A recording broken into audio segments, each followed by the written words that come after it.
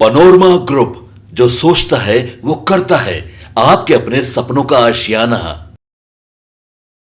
Muzaffarpur Rajbhushan Nishad versus Ajay Nishad, Congress और BJP. ये seat बड़ा दिलचस्प है सर इस बार के लिए। पिछली बार दोनों उल्टा था। अजय निषाद बीजेपी से थे, राजभूषण चौधरी निषाद जो है वीआईपी से थे। हारने और हराने वाला। हाँ, तो इस बार नीचे वाले ऊपर चले गए, ऊपर वाले नीचे आ गए। तो एक तरह से कहें जो अजय निषाद पिछली बार जीते थे 4,09,988 वोट से। उस समय बीजेपी की लहर थी 19 में। अजय निषाद के जो पिताजी हैं कैप्टन जय निषाद, हमको लगता है 3-4 पार्टियों से घूमते हुए सब जगह से वो सांसद बने मुजफ्फरपुर के। इसका फ़ायदा अजय निषाद को मिला। और इस बार लेकिन लगता है जो मुजफ्फरपुर में अजय निषाद वो नहीं कर पाएंगे जो पिछली बार कर पाए, क्योंकि बीजेपी ने टिकट तो दे दिया है कांग्रेस ने, लेकिन हमको लगता है जो कांग्रेस का कोई नेता वहाँ गया नहीं। तो ये नहीं होता जो एक टिकट दे दो, जाओ तुम अपने से लड़ो। तो कहीं कोई हम नहीं देखे जो कोई बहुत बड़ा नेता वहाँ गया हो। वैसे कांग्रेस का कोई नेता तो आया ही नहीं बिहार। जो आया सो पटना ही से वापस चला गया। एक खड़गे जहाँ तहाँ उतरे, बाकी लोग तो सलमान खुर्शीद कहें, जयराम रमेश कहें, या ये सब लोग, दिग्विजय सिंह कहें, सब पट्टे से पीसी किए। सेकंड होता है इन लोगों को जाने का फायदा क्या होता है? इनमें से कौन ऐसा नेता है जो वोट ट्रांसफर करा दे बिहार में? या तो लालूए का मुंह देखना है। और इसी वजह से इतना मैंने दूसरे भाषा में हम कहते तो बड़ा खराब लगता है, इसलिए बोलेंगे नहीं, क्योंकि यहाँ बीप नहीं होता है। उतना लतियाने के बाद भी कांग्रेस इस गठबंधन में क्यों है? कि माई बाप कुछ हो कि 10 जूता और मारना तो मार दीजिए, लेकिन गठबंधन मत तोड़िए। याद होगा तुम जी, हम आप गए थे महाराजगंज, एक व्यक्ति ने कहा जो आकाश के जीतला से कोची फायदा है, मालिकबा तो लालुए होती ना। बहुत बड़ी बात आपने कही। और जब मुजफ्फरपुर की बात आप करते हैं तो एक बात यहाँ साफ साफ नज़र आता है कि यहाँ मल्लाह भूमिहार ये दो निर्णायक भूमिका में हैं। ईबीसी का यहाँ अच्छा खासा पकड़ है। सबसे बड़ी बात यह है कि भूमिहार बड़ी नाराज चल रहे थे भारतीय जनता पार्टी से, लेकिन उनके पास विकल्प आखिर क्या था?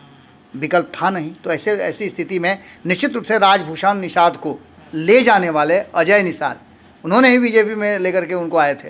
याद होगा कि जब मुकेश सहनी के साथ उनका 36 का आंकड़ा चल रहा था, और वही मुकेश सहनी जिनको आज से 1.5 साल पहले यूपी चुनाव से जो शुरुआत हुई थी दोनों के बीच में टक्कर, उसमें मुकेश सहनी को क्या नहीं कहा, और वही मुकेश सहनी जो हैं वो इनके लिए प्रचार करते नजर आए। तो निश्चित रूप से वहाँ के लोगों को और निषादों में भी एक भ्रम का माहौल तो जरूर होगा। अब देखना दिलचस्प होगा कि दावे तो कई लोग कर रहे हैं, कई नए नए पौध उग के आए हैं, वो भी दावा कर रहे हैं कि खूंटा कबाड़ दिए, खूंटा उखाड़ दिए। लेकिन यहाँ जो भाजपा ने खूंटा गाड़ा है वो न तो अजय निषाद उखाड़ पाएंगे और न बाकी के लोग उखाड़ पाएंगे। या राजभूषण निषाद नहीं, यहाँ बीजेपी लड़ रही है चुनाव।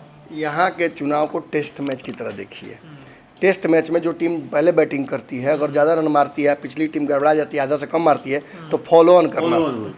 बस एग्जैक्ट फॉलो ऑन हुआ है। राजभूषण चौधरी अब बैटिंग करेंगे और अजय निषाद बॉलिंग करेंगे लास्ट में। लेकिन ये अकेली सीट है पूरे इंडिया की जहाँ के प्रत्याशी का ओवर कॉन्फिडेंस 2019 में भी भारी पड़ा था और इस बार भी भारी पड़ सकता है। राजभूषण चौधरी का जिस दिन नाम अनाउंस हुआ उस दिन उन्होंने अपने आगे लिख दिया जीता। कोई अलग समीकरण कुछ और नहीं, बस जीता। ये मेरा है। क्यों? क्योंकि जब मुंह जर जाता है ना चाह से, तो तनी मनी बोला ना मठा करो के फूकिए के पिए आदमी। सच्चाई है।